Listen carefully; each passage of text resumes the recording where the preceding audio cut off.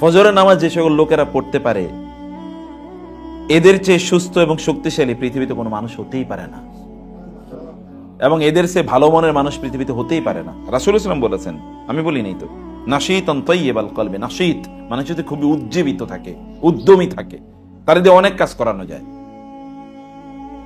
আর অন্য যে ব্যক্তি উঠে না, সে কি ফাসবাহা কাসলান খাবিসান নাফস, ওই ব্যক্তি খুব কাসলান, খুব অলস, ঘুম থেকে উঠছে 10টায়, তারপরেও শরীরটা মেজমেজ করে, আরে ভালো লাগতেছে না, আর একটু ঘুমাই, তাই না? যেই ব্যক্তির অন্তরে কোরআন নাই, সে হচ্ছে একটা বিরান ভূমির মতো। কি ভূমির মতো? বিরান ভূমি। বিরান ভূমি বুঝেন তো? যেমন ধরেন আপনার একটা বাড়ি ছিল, এই বাড়িতে এখন আর কেউ থাকে না, ওই বাড়িটা পড়ে আছে, তাহলে ওইখানে কি কি থাকবে বলেন তো? শয়তান থাকবে, জিন ভূত থাকবে, এবং সাপ বিচ্ছু থাকবে, বিভিন্ন ধরনের প্রাণীগুলো ওইখানে গিয়ে কি বসবাস করবে, কারণ আপনি তো থাকেন না। ইঁদুর, বিড়াল, আরো পোকামাকড়, সাপ বিচ্ছু, এটা থাকবে। যেই বাসায় মানুষ থাকে না, সেই বাসাটা যেরকম বিরান ভূমি এবং বিভিন্ন জিনিসের আড্ডাখানায় পরিণত হয়। যেই অন্তরে কোরআন থাকে না, যেই শরীরে কোরআন থাকে না, মানে অন্তরে কোরআন থাকে না, মানে অন্তত শরীরের পার্ট, ওই অন্তরটি এইরকম দুষ্ট জিন, শয়তান, সাপ বিচ্ছু ইত্যাদির বাসায় পরিণত। এই জন্য আল্লাহ তাআলা তার রাসূলকে বলেছেন, লিতুনযিরা মান কানা হাইয়্যান ওয়া ইয়াহিক্কাল কাওলু আলাল কাফিরিন। লিতুনযিরা মান কানা হাইয়্যা, আপনি যেন তাকেই সতর্ক করতে পারেন, যেমন কানা হাইয়্যা, যে জীবিত। আপনাদের কথা এবার বলছি, আপনার জন্য টেস্ট হলো, কোরআন যদি আপনার মধ্যে প্রভাব তৈরি করে, তাহলে বুঝবেন কলব এখনো জীবিত আছে। আর যদি কোনো প্রভাব তৈরি না করে, তাহলে বুঝবেন যে কলব মৃত। নামাজ পড়লেও কিন্তু কলব মৃত থাকতে পারে, কারণ কলব জীবিত করে যে জিনিসটি কোরআন হচ্ছে কিসের মতো? আসমান থেকে যখন পানি আসে, কোরআন আল্লাহ তাআলা বলেছেন, কামা ইন আনজালনাহু মিনাস সামা, আসমান থেকে আগত পানির মতো। আচ্ছা, বৃষ্টি হলে কি হয়? একটা মরুভূমি বা বিরান ভূমি, বৃষ্টি হলে কি হয়? এখানে সতেজ হয়ে যায় না, গাছ জন্মায় না? কোরআন হচ্ছে এরকম, আপনার অন্তরে ঈমানের বীজ তৈরি করে দেয়। আচ্ছা, রাসূলুল্লাহ সাল্লাল্লাহু আলাইহি ওয়াসাল্লাম কি দিয়ে মানুষকে দাওয়াত দিয়েছে বলেন তো? কোরআন ছাড়া আর কি ছিল তার কাছে? কোরআনের ব্যাখ্যাটাই তো তার হাদিস, নাকি অন্য কোনো কিছু? হাদিস কি? আল্লাহ তাআলা বলেছেন আকিমিস সালাহ, রাসূলুল্লাহ সাল্লাল্লাহু আলাইহি ওয়াসাল্লাম বলেছেন নামাজ এভাবে পড়ো। আল্লাহ বলেছেন আতুজ যাকাত, রাসূলুল্লাহ সাল্লাল্লাহু আলাইহি ওয়াসাল্লাম বলেছেন যাকাত এইভাবে দাও। এই তো নাকি? হাদিস তো কোরআনে ব্যাখ্যা করেছে যে এইভাবে তোমরা কাজ করো, এই কাজটা করো। So implementation of the Quran is the হাদিস অফ দ্য প্রফেট সাল্লাল্লাহু আলাইহি ওয়াসাল্লাম। এই জন্য আপনার কোরআন, আপনার অন্তরকে যদি জীবিত করতে চান, তাহলে আপনাকে কোরআনের কাছেই আসতে হবে। কোরআন এর কাছে আসা ছাড়া অন্তরকে জীবিত করতে পারবেন না। যারা কোরআনের মাহের, কোরআনের পণ্ডিত, কোরআনের প্রজ্ঞা যাদের আছে, কোরআনের নলেজ যাদের আছে, এই সকল লোকেরা জান্নাতে থাকবে আল্লাহর শ্রেষ্ঠতম ফেরেশতাদের সাথে। আল্লাহর শ্রেষ্ঠতম ফেরেশতা কারা? ইসরাফিল, জিব্রাইল, মিকাইল, মালাকুল মাউত, এইরকম ফেরেশতারা যারা সবচেয়ে প্রথম শ্রেণীর ফেরেশতা, as-সাফারাতিল কিরাম আল বারারা, এদের সাথে থাকবে জান্নাতে। কিন্তু এখন আপনি বলবেন আমি তো এত কিছু না। রাসূলুল্লাহ সাল্লাল্লাহু আলাইহি ওয়াসাল্লাম আপনার জন্য বলেছেন ওয়াল্লাযী ইয়াকরাউল কোরআন, যে কোরআন পড়তে গিয়ে একটু হোঁচট খায়, একটু আটকে গেছে, একটু পড়তে পারতেছে না, একটু কষ্ট হয়ে পড়তে, মুখ দিয়ে আসে না, কারণ ও তো ভালো করে ছোটবেলায় শিখে নাই, তার জন্য ডাবল সওয়াব হয়েছে। তার জন্য সওয়াব কয় গুণ? দ্বিগুণ। কারণ দ্বিগুণ কেন? একটা হলো কোরআন পড়ার কারণে, আর একটা হলো চেষ্টার কারণে। চেষ্টা তো করেছে, লাইসা লিল ইনসানি ইল্লা মা সাআ, মানুষ চেষ্টা যা করবে তাই সে প্রতিদান পাবে। ওয়া আন্না সাইয়াহু সাউফা ইউরা সুম্মা ইউজজাহুল জাযা আল আওফা। কোরআনে কেবল এক জায়গায় আল্লাহ তাআলা বলেছেন আল জাযা আল আওফা, মানুষের চেষ্টার জন্য আল্লাহ তাআলা তাকে আল আওফা, মানে হচ্ছে পারফেক্ট, ফুলেস্ট, একেবারে পরিপূর্ণ, এটা হচ্ছে ইসমু তাফদীল, সুপারলেটিভ ডিগ্রি। আল আওফা, আল জাযা আল আওফা, ফুলেস্ট প্রাইজ আল্লাহ তাআলা তাকে দেবেন, একটুও কম দেবেন না, এক ফোঁটা কম দেবেন না। আর আল্লাহ তাআলা দেয়া মানে কি? একটা সাধারণ মানুষ যদি দেয়, পকেটে থেকে বাইর করে, নাহলে 1000 টাকাই সর্বোচ্চ দেবে। বাংলাদেশে তো 1000 টাকার উপরে তো নোট নাই, আছে নাকি? নাহলে দিলে সর্বোচ্চ 1000 টাকাই দেবে, কারণ এ তো মালিক এতটুকু। আর আল্লাহ তাআলা কিসের মালিক? তিনি যদি দেন তাইলে কি এরকম ফকিরের টাইপের দেন নাকি? তিনি যে মর্যাদার, তিনি সেই মর্যাদারই দিয়ে থাকেন। আপনি যদি সম্মানিত সবচেয়ে মর্যাদাবান ফেরেশতাদের সাথে যদি আপনি থাকতে চান, তাহলে আপনাকে কোরআনের জ্ঞান অর্জন করা দরকার, অথবা কোরআন সম্পর্কে আপনার পড়াশোনা করা দরকার। তিনি আরো বলেছেন রাসূলুল্লাহ সাল্লাল্লাহু আলাইহি ওয়াসাল্লাম, আইয়ুহিব্বু আহাদুকুম ইযা রাজা ইলা আহলিহি আন ইয়াজিদা ফি সালাসা হালাফাতিন খালিফাতিন ইযামিন সিমানিন, তোমাদের মধ্যে কেউ যদি বাসায় ফিরে যায় এবং ফিরে গিয়ে সেখানে খুবই মোটা মোটা তিনটি ওট সেখানে পাবে। বাসায় ফিরে গেল, গিয়ে দেখলো যে বিশাল বিশাল মোটা এবং কি পেটে বাচ্চা দেবে এরকম 3টা ওট তার জন্য কেউ যেন এখানে গিফট প্রদান করেছে, এরকম কি কেউ এটা পাইতে চাও? সাহাবায়ে কেরাম বলল হ্যাঁ। রাসূলুল্লাহ সাল্লাল্লাহু আলাইহি ওয়াসাল্লাম বললেন, ফাসালাসু আয়াতিন ইয়াকরাউ বিহিন্না আহাদুকুম ফি সলাতি খায়রুল লাহু মিন সালাসি খালিফাতিন ইযামিন সিমানিন, তোমাদের কেউ নামাজের মধ্যে 3টা আয়াত কোরআন তেলাওয়াত করা ওই বিশাল বিশাল এরকম 3টা ওটের মালিক হওয়ার চেয়ে অনেক অনেক বেশি। কারণ এই বেশি মর্যাদাবান আপনি এখন হয়তো দেখেন না, এটা দেখবেন কোথায় গিয়ে? আখিরাতে গিয়ে দেখবেন যে কি ব্যাপার, এত কিছু আমার জন্য কেন, আমি কবে এত আমল করলাম। আপনি আপনার জন্য গিফট পুরস্কার দেখে আপনি অবাক হয়ে যাবেন, এত আমল আমি কবে করলাম, এটার জন্য আমি এত কিছু পাচ্ছি। তখন আল্লাহ তাআলা বলবেন, ওই যে তুমি যে নামাজের মধ্যে 3টা আয়াত তেলাওয়াত করেছিলে না, সেই কারণে তোমাকে মর্যাদা দেওয়া হয়েছে। তোমরা তোমাদের ঘরগুলোকে কবর বানায়ো না, ঘরগুলোকে কি বানায়ো না? কবর বানায়ো না। কবরটা কি থাকে বলেন তো?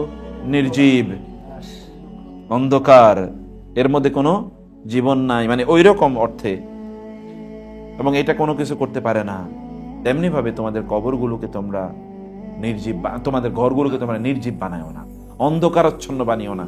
কারণ কোরআন হচ্ছে আলো, কিতাবাম মুনির ওয়া আনজালনা ইলাইকুম নূরাম মুবিনা, আমি তোমাদের কাছে স্পষ্ট নূর নাজিল করেছি। নূর, কিতাব, কোরআন ঘরটাকে আলোকিত করে দেয়। এটা একটা অন্য আলো, এই আলো চোখ দিয়ে দেখা যায় না।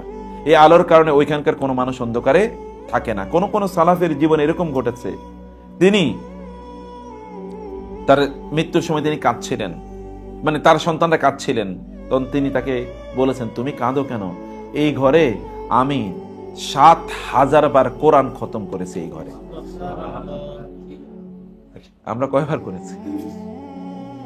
করেছি? কিতাব অনেকের ঘরে তো তার কোরআন, এটার মধ্যে এমন পরিমাণ বালি পড়ে আছে, কবে ধরেছে ঠিক নাই। আপনার মোবাইলের, আমি একেবারে নিশ্চিত করে বললাম, আমরা আমাদের মোবাইলের যতটুকু যত্ন নেই, কোরআনে ততটুকু যত্ন নেই। মোবাইলের দিকে যতবার তাকাই অথবা মোবাইলে যতটুকু সময় দেই, ততটুকু সময় আমরা কোরআনকে কি দেই বলেন তো? এটা অসম্ভব। পড়ারই তো সময় নাই, পড়তেও পারি না, এবং কোরআন অন্তরের টেস্ট তৈরি করে না। কোরআনের টেস্ট পাওয়ার জন্য রুচি লাগবে। কোরআনের টেস্টটা পাওয়ার জন্য কি রুচি লাগবে। একটা সাধারণ মানুষ যে কোনোদিন খুব দামি খাবার খায় না, এর যদি দামি খাবার দেন, বলে এটা কি খাইছি, এটা কি খাওয়াইছে। আপনি কোন একজন মানুষের ধরেন বাসায় দুপুরবেলা দাওয়াত দিয়ে গরুর গোশত এবং রুটি, খুবই মজাদার রুটি, খুব গরুর গোশত খাওয়াই দেওয়ার পরে, এরপরে তারা যদি বাইরে কেউ জিজ্ঞেস করে খাইছো কি, কয় একটু নাস্তা খাওয়াইছে। কি খাওয়াইছে? কারণ মনে করছে সকালবেলায় তো মানুষ রুটি খায়, দুপুর বেলা রুটি খাওয়াইছে, এটা কেমন খাবে, এটা নাস্তা খাওয়াইছে। ভাত না দিলে কি হইল, তাই না? রুচির যার লেভেল, যেটা আপনার রুচিটা তৈরি হয় কখন? যখন আপনি কোরআন তেলাওয়াত করেন, তখন অন্য ধরনের একটা টেস্ট তৈরি হয়। এই টেস্ট অন্য কোনো কিছু কোনোদিন মিটাতে পারে না।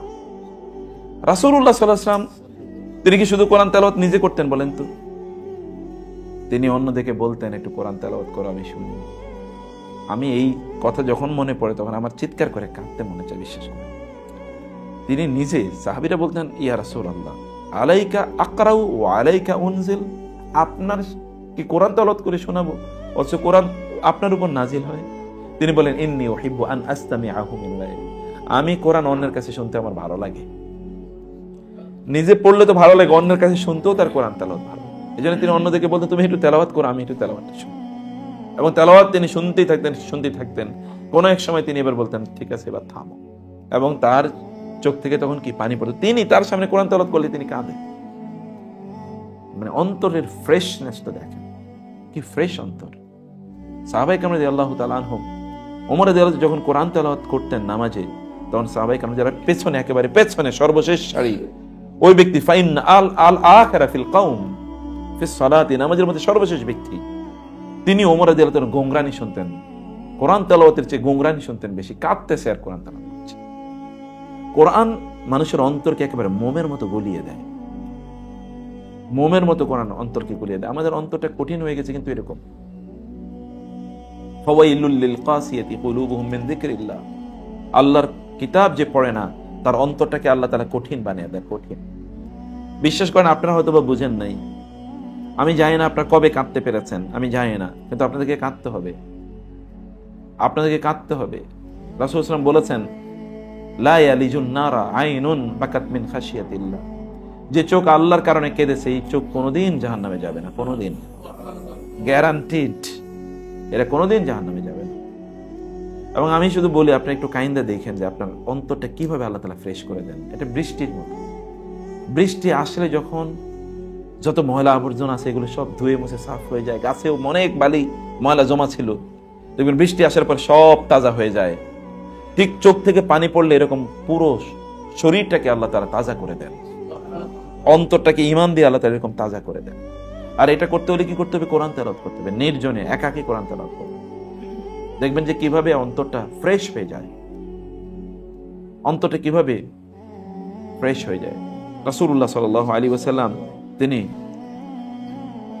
কোরআন তেলাওয়াত করতেন সালাতের মধ্যে অনেক লম্বা সময় জুড়ে, এমনিতে তিনি কোরআন তেলাওয়াত করতেন, সাহাবায়ে কেরামরা কোরআন তেলাওয়াত করতেন। তিনি শুধু একাই পড়তেন না, রমজানে জিবরিলকে সাথে নিয়ে কোরআন তেলাওয়াত করতেন। রমজানে জিবরিলকে সাথে নিয়ে তেলাওয়াত, জিবরিল শোনাতো তিনি শুনতেন, মানে আবার তিনি পড়তেন, জিবরিল শুনতো। ইয়াতাদারাসুল কোরআন, হাদিস সহিহ বুখারী হাদিস, যে জিবরিল আসতো এবং তারা দুজন মিলে তারা কোরআন তেলাওয়াত করতো। ঘরটাকে কবর বানায়েন না প্লিজ, কোরআন তেলাওয়াত করবেন অথবা কোরআন তেলাওয়াত শুনেন না। এখন তো কত সুন্দর সুন্দর তেলাওয়াত চারিদিকে পাওয়া যায়, এই তেলাওয়াতগুলো শুনবেন। আল জাহিরু বিল কোরআন কাল জাহিরি বিস সাদাকাতি ওয়াল মুসিররু বিল কোরআন কাল মুসিররি বিল সাদাকাতি। কেউ যদি একটু জোরে জোরে কোরআন তেলাওয়াত করে, তাহলে যে ব্যক্তি প্রকাশ্যে দান করে এই ব্যক্তির মতো সওয়াব পাবে। আল্লাহ তাআলা বলেছেন, ইন তুবদু সাদাকাতি ফাইনিমা হিয়া ওয়া ইন তুখফুহা ওয়া তুতুহাল ফুকারা ফাহুয়া খায়রুল লাকুম। তোমরা যদি প্রকাশ্যে দান করো তাহলে কি চমৎকার কাজ তোমরা করলে, আল্লাহ বলছেন। আর যদি তোমরা গোপনে দান করো তাহলে ফাহুয়া খায়রুল লাকুম, তাহলে এটা তোমাদের জন্য উত্তম। দুইটাই উত্তম। একজন মুমিনের জন্য কোন কাজ, আল মুমিনু খায়রুন কুল্লু, একজন মুমিন সদা সর্বদা কল্যাণকর। মুমিনের মাধ্যমে কোনোদিন কোনো খারাপ কাজ হতে পারে না, সে যা করে সবই কল্যাণকর, সবই তার জন্য ভালো। এরকম একটা মর্যাদা একজন মুমিনের, মুমিনের জীবনের মর্যাদাটা এরকম। অথবা আপনি গোপনে কোরআন তেলাওয়াত করেন, একটু আস্তে আস্তে পড়েন এবং একটু জোরে জোরে পড়েন, আপনি দেখবেন কোরআন তেলাওয়াতের মাধ্যমে আল্লাহ সুবহানাহু ওয়া তাআলা আপনাকে কি প্রশান্তি প্রদান করে। অন্তরটা একেবারে শান্তি দিয়ে ভরপুর হয়ে যাবে, ভরপুর হয়ে থাকবে অন্তরটা শান্তি দিয়ে। এটা যদি আমরা এই কাজটি যদি করতে পারি। এবং এরপর আমি কয়েকটা হাদিস শুধু আপনাকে শোনাচ্ছি, এরপর আমি ইনশাআল্লাহ, আমরা খুব বেশি সময় নেব না, আপনাদের ধৈর্যের ইচ্ছুতি ঘটাবো না, অল্প কয়েকটি বিষয়ে একটু বলতে চাই। লা হাসাদা ইল্লা ফি ইসনাইনি, দুইজন ব্যক্তিকে কেবল ঈর্ষা করা যায়। হিংসা করা তো হারাম, হিংসা করা তো হারাম, কিন্তু দুজন ব্যক্তিকে ঈর্ষা করা যায়। ঈর্ষা, লা হাসাদা ইল্লা ফি ইসনাইনি, এর মধ্যে একজন ব্যক্তি রাজুলুন আল্লামাহুল্লাহুল কুরআন ফাহুয়া ইয়াতলুহু আনা আল-লাইলি ওয়া আনা আন-নাহার ফাসামিআহু জারুন লাহু ফাকালা ইয়া লাইতানি উতিতু মিসলা মা উতিয়া হাদা ফাআমিলতু মা ইয়ামালু। কোন একজন ব্যক্তি তিনি দিন রাত কোরআন তেলাওয়াত করে। আমার নিজের একটা গল্পের কথা বলি। গল্পটা হলো, আমি ছোটবেলায় যখন ফজরের নামাজ পড়তাম, গ্রামের কথা বলছি, ফজর নামাজ পড়ার পর, এটা আমাদের ওই অঞ্চলে এরকম বহু ঘটতো। আমাদের ওই অঞ্চলে প্রচুর পরিমাণ আলেম, আবার সেখানে কোরআনের চর্চাটা একটু বেশি। কোরআনের চর্চা বেশি মানে কি, প্রত্যেকটা বাড়িতে একটা করে মক্তব থাকে, প্রত্যেকটা বাড়িতে। একটা বাড়ি কিন্তু একজন নিয়ে না, অনেকটা মানে পরিবার মিলে। পরিবার মানে হচ্ছে আমাদের ওই অঞ্চলে প্র্যাকটিস এরকম, যেমন ধরেন দাদা, তো দাদার হয়তো বা কি 5 ছেলে, এই 5 ছেলে একই বাড়িতে থাকে, আলাদা আলাদা ঘর তাদের, কিন্তু একটা বাড়িতে তারা হয়তো থাকে, একটা এলাকায় তারা বসবাস করে। তো এখানে আবার একটা মক্তব থাকে প্রত্যেকটা বাড়িতে। এই মক্তবে একজন মাদ্রাসার একজন ছাত্র অথবা একজন ওস্তাদকে রাখা হয়। আমাদের এলাকায় বলে লজিং, এই এলাকায় কি বলে জানি না, লজিং এ বলে, লজিং থাকে তারা। তো লজিং এ তারা কি করে, ওই বাচ্চাদেরকে সকালবেলা কোরআন তেলাওয়াত করায়। তো এই ওই যে ছোট যেটা মক্তব, ওইটা আবার ছোট মুসল্লাও। প্রত্যেকটা বাড়িতে একটা মুসল্লা থাকে। এই মুসল্লাতে সবাই নামাজ পড়ে। নামাজ পড়ে ফজরের পরে তারা কি করে, হয় ওইখানে বসে কোরআন তেলাওয়াত করে, অথবা ঘরে এসে। আমি দেখতাম, যেটা ছোটবেলার কথা বলছি, এখন থেকে 30-35 বছর আগের কথা বলছি, 35 বছর আগের কথা বলছি, ফজর পরে এসে দেখতাম যে চাচারা অথবা জ্যাঠারা তারা তাদের ঘরের দরজাটা খুলে, এখনো কিন্তু সূর্য উঠে নাই, দরজাটা খুলে ওইখানে একটু আলোর মধ্যে কোরআন নিয়ে তারা পড়তেছে, গুনগুন করে পড়তেছে। এই লোকগুলো মানে অশিক্ষিত ধরেন, এত শিক্ষিত না, অথবা চাষাবাদ করে, এরা যে মন থেকে কোরআন তেলাওয়াত করতো, ওই আওয়াজটা মনে হয় এখনো আমার কানে আসে। এখনো দেখবেন গ্রামে গেলে মানুষের কিছু মধুর আজান যে আপনি শুনবেন, মনে হচ্ছে আপনার একেবারে অন্তরের ভিতরে ঢুকে যায়। মানে এত দরদ দিয়ে তারা এই কাজটা করে। এই লোকগুলোকে আল্লাহ তাআলা তাদের ইবাদত হতে বেশি নাই, কিন্তু তারা যতটুকু করতো, বিশেষ করে কোরআনের এই যতটুকু যারা করতো, এগুলো তারা খুব মন থেকে করতো। একসময় তো পিওর জিনিস পাওয়া যেত, এখন পিওর জিনিস তো কিছুই পাওয়া যায় না, তাই না? একসময় তো সবকিছুই পিওর পাওয়া যেত, এখন কোনো কিছুই পিওর পাওয়া মুশকিল। এই তেলাওয়াতটার অবস্থা হচ্ছে এরকম। হাদিসে এসছে, কোন একজন ব্যক্তি তিনি কোরআন তেলাওয়াত করছেন, তার প্রতিবেশী কোরআন তেলাওয়াত শুনলো, শোনার পরে বলল, আহা, এই লোকটা যত সুন্দর করে তেলাওয়াত করে, আমি যদি এরকম তেলাওয়াত করতে পারতাম। আপনার শুধু এতটুকুই যথেষ্ট, ওই তেলাওয়াত করে যা সওয়াব পাইছে আপনাকে আল্লাহ তাআলা তার চেয়ে বেশি দিয়ে দেবেন। কারণ আপনি ইন্নামাল আমালু, আপনি নিয়ত করেছেন, আমলটা আপনি করতে পারেন না, যোগ্যতা নাই আপনার, কিন্তু আপনি এতটুকু সওয়াব পেয়ে যেতে পারেন। এই আকাঙ্ক্ষাটা অন্তরের মধ্যে লালন করা ইজ ভেরি ইম্পর্টেন্ট। এই জন্য হাদিসে এসে, তোমরা আল্লাহকে তোমাদের আমল দিয়ে সন্তুষ্ট করতে পারবে না, অথবা আল্লাহ তাআলা, তোমরা জান্নাতে যেতে পারবে না তোমাদের আমলের মাধ্যমে। আমলের মাধ্যমে কেউ জান্নাতে যেতে পারবে নাকি? তাহলে কিসের মাধ্যমে জান্নাতে যাবে? আল্লাহ। তাহলে একজন বলতেছে, তাহলে আমল করা লাভ কি? আরে মিয়া, দয়া পাইতে হইলে তো আমল করা লাগে। মানে আমল, দয়া পাইতে হলে কি লাগবে? আমল করা লাগবে। অতএব দয়ায় তুমি যাবা বটে, কিন্তু দয়া পাওয়ার যোগ্য হবে কি? আমল করার মাধ্যমে। যেমন বিশ্ববিদ্যালয়ে ভর্তি হইলেই তো সে কি পাবে? বিশ্ববিদ্যালয়ের টিচার হতে পারবে। এমনকি টিচার কি ভর্তি না হইলে কি সে টিচার হতে পারবে? আগে তো ভর্তি হওয়া লাগে, আগে তো আল্লাহর রহমত পাওয়ার জন্য কি যোগ্য হওয়া লাগবে। এরপরে আল্লাহ ডিসাইড করবেন কাকে কতটুকু রহমত দেবেন। আর ওই রহমত পাওয়ার যোগ্যতা কেবলমাত্র ইবাদতের মাধ্যমে, আল্লাহ তাআলা ইবাদতের মাধ্যমে অর্জন করা যায়। এক্ষেত্রে আমি সর্বশেষ হাদিসটি আপনাদেরকে একটু বলি।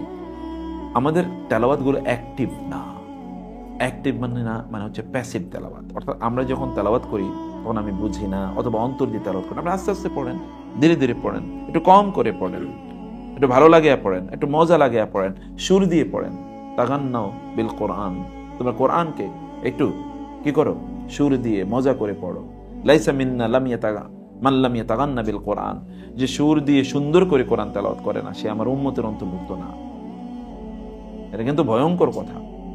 সে আমার উম্মতের অন্তর্ভুক্ত না। গুনগুন করে একটু মজা করে করে কোরআন তেলাওয়াত করা, তাহলে অন্তরে গিয়ে আঘাত করে, গাঁথে অন্তরে। যখন আপনি পড়বেন তখন আপনার নিজের কাছে যেন ভালো লাগে। আপনি বলবেন আমার সুর ভালো না, আপনার সুর ভালো না, এটা আপনার ইস্যু, কিন্তু আল্লাহ তাআলার ইস্যু না এটা। আল্লাহ তাআলা কেবল আপনার চেষ্টাটা দেখতেছেন, এই লোকটা একটু আমার কিতাবটা, আমার কথা একটু সুন্দর করে পড়তে চাচ্ছে, আমার কথা একটু সুন্দর করে পড়তে চাচ্ছে। এখনো পৃথিবীতে শত শত লোক তারা ইসলাম গ্রহণ করছে, তারা কোরআন তেলাওয়াত শুনে। শুধু কোরআনের তেলাওয়াতটা এরকম ঝংকার তৈরি করে। কোরআন তেলাওয়াত, কত লোক রাসূলের কাছে এসে ইসলাম মানে ইসলাম সম্পর্কে জানার জন্য শুধু তিনি কোরআন তেলাওয়াত করছেন, আর কিছু করেন না। এই লোকগুলো তারপরে কি মুসলমান হয়ে গেছে? শুধু কোরআন তেলাওয়াত শুনে। ওমর রাদিয়াল্লাহু তাআলা কি শুনছেন? হত্যা করতে যাচ্ছিল রাসূল সাল্লাল্লাহু আলাইহি ওয়াসাল্লামকে, তারপরেই তো তিনি ইসলাম গ্রহণ করে আসলেন। তোফায়েল ইবনে আমর আদ-দাউসি, তিনি আসলেন মক্কায়। লোকেরা বলল, খবরদার তোফায়েল, তুমি কাছে যেও না, তিনি অনেক বড় কবি, কিন্তু মুহাম্মদের কাছে যেও না, তিনি এরকম এরকম এরকম।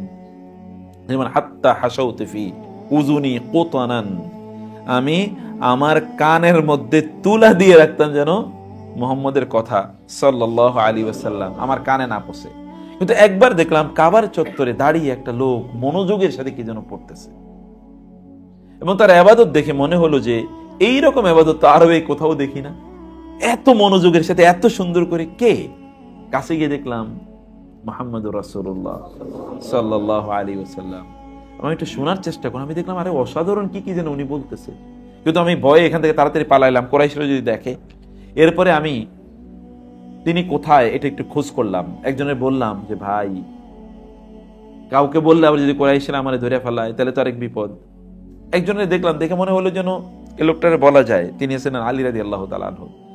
ভাই আমি একটু মুহাম্মদের সাথে দেখা করতে চাই। বলে তাহলে ঠিক আছে, কাউকে বলো না, তুমি একটু আমার সাথে কি গোপনে গোপনে আমি যেদিকে যাই এদিকে যাও। দারুল আরকাম ইবনে আবিল আরকাম, আরকাম বিন আবিল আরকাম রাদিয়াল্লাহু তাআলা আনহুর বাসায় রাসূলুল্লাহ সাল্লাল্লাহু আলাইহি ওয়াসাল্লাম ছিলেন। তিনি সেখানে গেলেন, উনি পিছনে পিছনে গেলেন এবং গিয়ে বলেন, আসলে আপনি কি বলেন তো, আপনি আসলে বলেন কি? রাসূলুল্লাহ সাল্লাল্লাহু আলাইহি ওয়াসাল্লাম তার সামনে সূরাতুল ফালাক এবং সূরাতুন নাস, সূরাতুল ইখলাস শুধু তেলাওয়াত করলেন, এতটুকু, আর কিচ্ছু না। তিনি বললেন, তিনি কিন্তু সেরা কবি, এখন রবীন্দ্রনাথ কিচ্ছু না তাদের কাছে, এত বড় কবি, বুঝতে পেরেছেন? এইরকম তিনি বললেন যে, চোখটা তুলে বললেন, আপনি কি যা বলেন এগুলোই? বলে হ্যাঁ। বলে প্লিজ আপনি আমার মুসলমান বানান। শুধু কয়টা সূরা? এখন আপনি বলেন তো, এই সূরাগুলো আপনি পড়েন নাই? আপনি সূরা ইখলাস, সূরা ফালাক, সূরা নাস পড়েন নাই? প্রতিদিনই তো পড়েন হয়তো, কিন্তু আপনার মধ্যে এই অনুভূতিটা তৈরি হচ্ছে, দেখেন তো। এবং সাধারণ কবি না, কিন্তু আমি বলছি শ্রেষ্ঠ কবি এর মধ্যে একজন। এবং তিনি এরপরে বললেন, আমাকে আপনি অনুমতি দিন, আমি এই কথাগুলো আমার এলাকার লোকজনকে গিয়ে বলতে চাই। আমাকে একটু বলেন, অনুমতি দেন, আমি এলাকার লোকজনকে শুধু এগুলোই বলি। এবং এই যে আবু হুরায়রা রাদিয়াল্লাহু তাআলা, তার কাছে কিন্তু ইসলাম গ্রহণ করে তুফাইল ইবনে আমর আদ-দাওসী। এতটুকুই তো।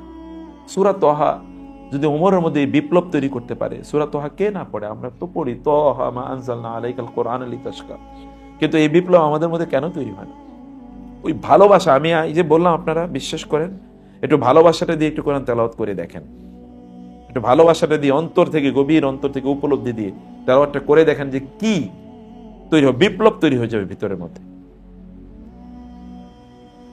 কারণ কোরআনের কাজই হচ্ছে এটা, কোরআন এই অনুভূতি তৈরি করে দেয়, এই কাজটি কোরআন করেছে। এখনো বহু লোকের, আমি যারা অমুসলিম থেকে ইসলাম গ্রহণ করে, এদের স্টোরিগুলো আমি পড়ি, তাদের অনেক ইউটিউবে এদের ভিডিও পাওয়া যায়, ইটার্নিটি বা এরকম নাম দিয়ে, রেভার্ট এরকম নাম দিয়ে। আমি দেখি, বিশ্বাস করেন, এর মধ্যে 99% লোক তারা বলে যে কোরআনের কারণে তারা ইসলাম গ্রহণ করেছে। 99% লোক তারা বলে কোরআনের কারণে। এইটা একটা অসাধারণ মত। মানে জিনরা তারা তো এক পাশে দিয়ে যাচ্ছিল। সূরাতুল জিন পড়েন না আপনারা? কুল উহিয়া ইলাইয়া আন্নাহু ইসতামা'a নাফারুম মিনাল জিন্নি ফাকালু ইন্না সামি'না কুরআনান আজাবা। এক দল জিন একদিকে যাচ্ছিল, রাসূলুল্লাহ সাল্লাল্লাহু আলাইহি ওয়াসাল্লাম কেবল কোরআন তেলাওয়াত করেছেন, জিনরা একটু শুনলো, একবারই শুনছে, এর আগে কিন্তু এরকম না যে প্রতিদিনই শোনাচ্ছে। তারা বলে ইন্না সামি'না কুরআনান আজাবা, আমরা তো একটা অবাক কোরআন শুনলাম। এবং তারা বলল ইয়াহদি ইলার রুশদি ফাআমান্না বি, মাত্র শুনছে, সাথে বলল ফাআমান্না বিহি, আমরা তার প্রতি ঈমান আনলাম। এবং তারা বলল যে আমরা আমাদের এলাকায় যাব এবং আমাদের মানুষদেরকে আমরা এই কথাগুলো বলবো, এই কোরআনের দাওয়াত তাদেরকে দেব, আমাদের এলাকার মানুষদেরকে, আমাদের এলাকার লোকদের, মানে জিনদেরকে তারা দাওয়াত দেবে। জিনরা, এই অনুভূতি তাদের মধ্যে তৈরি হয়েছে। এই জন্যে তিনি যখন কোরআন তেলাওয়াত করতেন, তিনি অ্যাক্টিভলি কোরআন তেলাওয়াত করতেন। রাসূলুল্লাহ সাল্লাল্লাহু আলাইহি ওয়াসাল্লাম অ্যাক্টিভলি, তিনি কোন আয়াত তেলাওয়াত করলে, এই আয়াতটাও দেখি রহমতের আয়াত হতো, তিনি আল্লাহর কাছে রহমত চাইতেন। আযাবের আয়াত হলে তার মধ্যে কি সুরের মধ্যে এরকম একটা অবস্থা তৈরি হতো। তিনি কোরআন কিন্তু তেলাওয়াত এমনি করা যায় না, কোরআন তেলাওয়াতের মধ্যে কান্নার ভাব থাকতে হয়। কোরআন তেলাওয়াতের মধ্যে কি থাকতে হয়? কান্নার ভাব, সুরের মধ্যে কান্নার ভাব থাকা লাগে। হাদিসে এসে তোমরা কোরআনকে কবিতার মতো, গদ্যর মতো করে পড়ো না, কোরআনকে কবিতা বা গদ্যের মতো করে পড়ো না। কোরআন যখন তেলাওয়াত করবেন, একটু কান্নার একটু ভাব রাখবেন। ফাইন লাম তাবকু ফাতাবাকাউ, কাঁদতে না পারলে কান্নার ভাব করো। কারণ কোরআন নাজিল হয়েছে, কোরআনের সাথে যেখানে আপনি দেখবেন কোরআন কথা বলতে গিয়ে আল্লাহ তাআলা বারবার বলেছেন খাররু সুজদাও ওয়া বুকিয়া ইযা তুতলা আলাইহিম আয়াতুর রহমানি খাররু সুজদাও ওয়া বুকিয়া। তারা কোরআন তেলাওয়াত শুনলেই তারা সিজদায় লুটিয়ে পড়ে, কাঁদতে কাঁদতে, কাঁদতে কাঁদতে সিজদায় লুটিয়ে পড়ে কোরআন তেলাওয়াত শুনলে।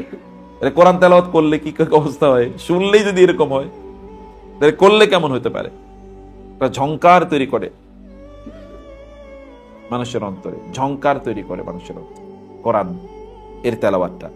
তিনি জন্য কোরআন তেলাওয়াত যখন করতেন, তখন কোরআনের মধ্যে তিনি প্রাণ খোঁজার চেষ্টা করতেন, কোরআনের মেসেজগুলো তার মধ্যে এমন একটা প্রাণ তৈরি করত, বা এমন এক ধরনের প্রভাব তৈরি করত। সাহাবায়ে কেরাম আব্দুল্লাহ ইবনে আমর রাদিয়াল্লাহু তাআলা তিনি রাসূলের কাছে আসেন, আমি বললেন, ইয়া রাসূল, আমি তো যুবক। ভালো করে শুনেন, যুবক কিন্তু বয়সের ইস্যু না। এই যে আপনার বয়স কত? 70। সুবহানাল্লাহ। এই 70 বছরের এই যুবক যেরকম বয়সে আছে, আমি 20 বছরের বৃদ্ধ কেউ এতটুকু শক্তিশালী দেখে না। 20 বছরের বৃদ্ধ বুঝেন তো? হ্যাঁ, এই যে এই যুবককে কে আপনার তার চোখে কোনো ঘুম দেখতে পাচ্ছেন এখন? আর আমি যাদেরকে, আপনারা যাদেরকে যুবক মনে করেন, আমি মনে করি বৃদ্ধ। ওদেরকে গিয়ে দেখেন ওরা কই? তাহলে কে বৃদ্ধ? যারা ঘুমে আছে ওরা তো বৃদ্ধ। এবং ওনার সুস্থতা গিয়ে দেখেন ওদের মধ্যে এতটুকু সুস্থতা আছে কিনা। ওরা তো অসুস্থ জাতি, জাতি হিসেবে একটা অসুস্থ জাতি, গোটা জাতি হিসেবে অসুস্থ আমরা। এই গোটা জাতি কিছু ভালো মানুষের সাথে আপনার ঘুরেন, মনে করছেন যে সব ভালো, এর বাইরে আসলে অন্ধকার অনেক অনেক বড়, ভয়াবহ অন্ধকার আছে চারিদিকে, ভয়াবহ অন্ধকার। তো একজন যুবক এসে, তার নাম আব্দুল্লাহ ইবনে আমর ইবনুল আস রাদিয়াল্লাহু তাআলা আনহু, কারণ বাপ ছেলে দুজনে মুসলমান। তো তিনি এসে বললেন, আমি তো যুবক মানুষ, আমি খুব দ্রুত কোরআন শেষ করতে চাই। রাসূলুল্লাহ সাল্লাল্লাহু আলাইহি ওয়াসাল্লাম বললেন, ইকরা আল কোরআন ফি শাহরিন, ঠিক আছে, 1 মাসে কোরআন খতম করবা একবার। কতদিনে? 1 মাসে। তিনি বলেন, ইন্নী আজিদু কুওয়াতান, ইন্নী শাবুন নাশীতুন, আমি তো যুবক, আমার শক্তি আছে। ইন্নী আজিদু, আমার তো অনেক শক্তি, আপনি আমার আর একটু কম সময় দেন না কোরআন খতম করার জন্য। আর কোরআন খতম করতে চাই আর একটু কম সময় অনুমতি দিন। রাসূলুল্লাহ সাল্লাল্লাহু আলাইহি ওয়াসাল্লাম বললেন, ফাকরাহু ফি 20 লাইলাতান, ঠিক আছে, তুমি 20 দিনে কোরআন খতম করবা, এই অনুমতি তোমাকে দেয়া হলো। কয় দিনে? আগে কয় দিনে কথা বলছে, এখন বলছে কি? এবার এই ইয়াংম্যান বলল, ইয়া রাসূলুল্লাহ, ইন্নী আজিদু কুওয়াতান, আমার তো অনেক সময়, অনেক শক্তি আমার, আপনি আমার আরেকটু কম সময়ে খতম করার অনুমতি দেন না। তিনি বলে, ফাকরাহু ফি 15, আচ্ছা ঠিক আছে, 15 দিনে তুমি কোরআন খতম করো। তিনি বলে, ইয়া রাসূলুল্লাহ, ইন্নী আজিদু কুওয়াতান, আমার তো শক্তি আছে, আরেকটু সময় দেন না। তিনি বলে, ফাকরাহু ফি 20, আচ্ছা ঠিক আছে, 10 দিনে কোরআন খতম করো। তিনি বলেন, ইন্নী আজিদু কুওয়াতান, আমার তো শক্তি আছে, আমার আরেকটু কম সময় দেন না। তিনি বললেন, ফাকরাহু ফি 70, আচ্ছা 7 দিনে করো। তিনি বলেন, আমার শক্তি, আমার কিন্তু আর অনেক সময়, আমাকে একটু বলেন না, আর একটু কম সময় যেন আমি খতম করি, অনুমতি দেন না। বলে, ফাকরাহু ফি 30, আচ্ছা 3 দিন তোমাকে সময় দেওয়া হলো, প্রতি 3 দিনে তুমি একবার খতম করে যাও। আপনারা যদি 30 বছর বলি যে 30 বছর একবার খতম করতে পারেন, না আমার সময় নেই, আছে কিনা বলেন? 30 বছরে খতম করছে, এরকম সাহাবীর এনার্জি দেখেন, এনার্জি কিভাবে গোটা পৃথিবীকে তারা নিয়ন্ত্রণ করেছে, গোটা পৃথিবী তাদের পায়ের কাছে লুটিয়ে পড়েছে। এসে বলে, আমি 3 দিনও তো আমার কাছে, তার কাছে বেশি সময়, আমি 3 দিন সময় নেব কোরআন খতম করার জন্য, আমাকে আর একটু কম সময় দেন। কি জেনারেশন! এইরকম মানুষ, এটা অসম্ভব এরকম মানুষ পৃথিবীতে আরেকবার আসা।